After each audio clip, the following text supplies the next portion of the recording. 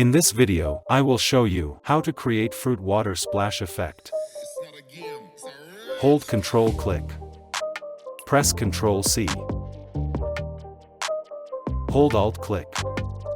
Press Ctrl Shift V. Press Ctrl I. Choose Eyedropper tool. Press Alt Delete. Press V, Move tool. Press Ctrl J 2 times. Hold Shift click. Press Ctrl E. Choose Brush tool.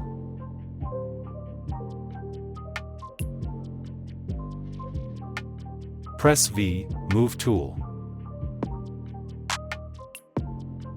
Press B, Brush tool. I'm done.